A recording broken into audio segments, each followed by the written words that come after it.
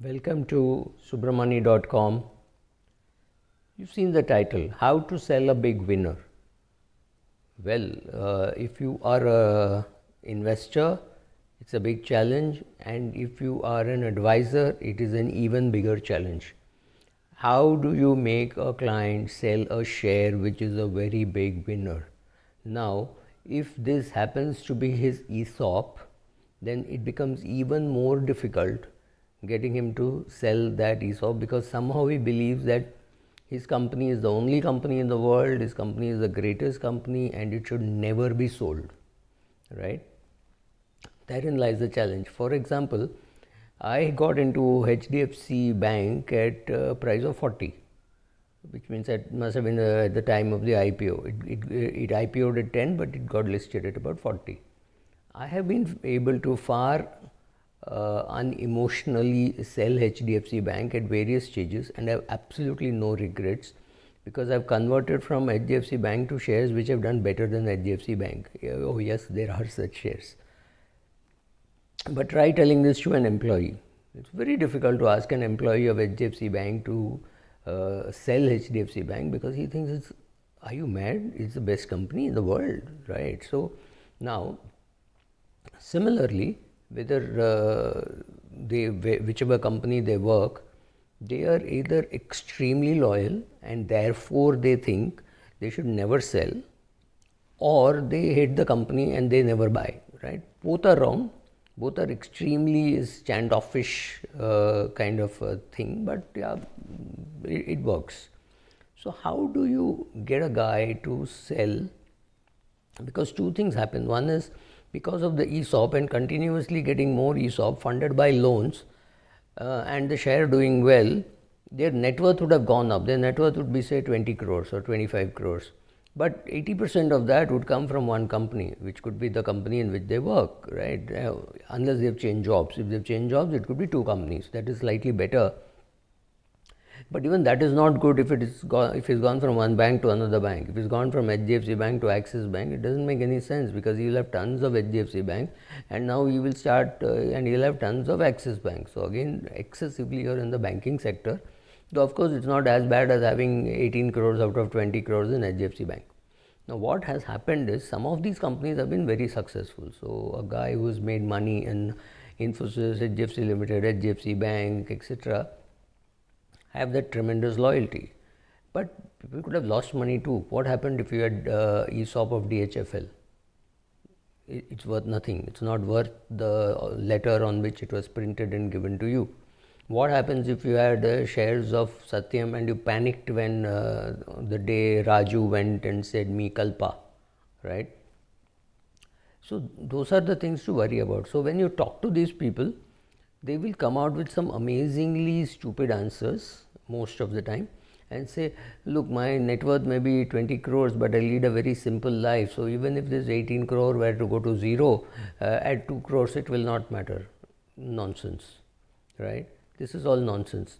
You have got to reallocate your assets. You cannot be 90% in one single equity. It is just not worthwhile. They have too much money in equity, which is fairly obvious, 90% of net worth. They have some money in own PF and all that, but all that put together is only 2 crores, which is huge, because when he started life, he never thought he's going to have even 2 crores. But at 20, he's very rich. But if he does not reallocate the assets, there's a good chance that he will one day rue the decision, right? HDFC Bank, I have nothing against HDFC Bank, but it's a bank where in 25 years the CEO has not changed, right? To me, that's high risk. So similarly, in every company, there will be some risk. So you can't put all your money in that. You can't put all your money even in PPF. What happens if the government doesn't allow you to withdraw? So I had met the CEO of a software company who had sold his business to another big company, and he continued to be the CEO, and he held something like 27-28% of the erstwhile company. I mean, the company which he had started. So that was huge, and he was still getting ESOP, because now he had become an employee and not just the promoter.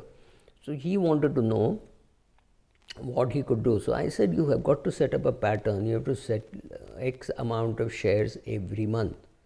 So I suggested a very big number. I suggested about 20,000 shares, and he recoiled and he said, no, no, I won't sell that much. I will not sell 2.5 lakh shares a year. So I realized when you say 2.5 lakh shares a year, it sounds very high, but the same guy would accept selling 5,000 shares a week. It works out to the same thing, right? So I said the more frequent the sale, and if you can automate it. It was a time when he could not automate it. He had opened a e-broking account, but somebody had to go there and physically do it every week. I said every Monday you will sell 5,000 shares, except during your cooling period. There's a cool off period during the board meetings, etc., when he can't sell. Except those days, every Monday you will sell the next number of shares, and that money will be put into some fund. So he said, which fund? I said, okay, 10-15 years, the only fund which I am willing to take a chance is an index fund. But he had got his advisor telling him to put it in 2-3 funds, and I was generating for him about a lakh of rupees every week. And he said, should I use this money for buying more shares of my company when I get an ESOP? I said, no, for that you sell something else, or you sell your own shares, and but you will not withdraw from this mutual fund. You will not withdraw from your voluntary PF, which was again a bulging figure. So he did all that, and he's been doing that now for I think 12-13 years, and he's very happy with the results that he has achieved, and that kind of. But it is not always easy that the person thinks so rationally. He will just keep denying, saying, no, my company is the best, he will not sell. So how do you tackle such people who say, no, I will not sell? It's very simple. I mean, I'm not saying it's very simple, but this is what I have tried in the past and which has worked. Said all your foreign trips will be done only by selling your ESOP.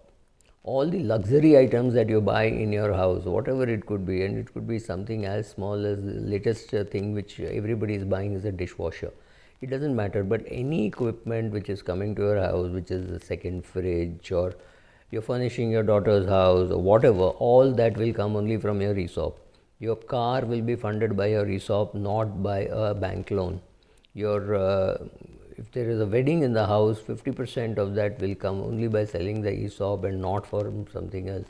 This is another way of saying how do you make this person reduce the impact or reduce the concentration of one single share. And for one person who is about 57, 58, I said, I need you to get rid of some shares because I want to put it in a pension plan, in an annuity.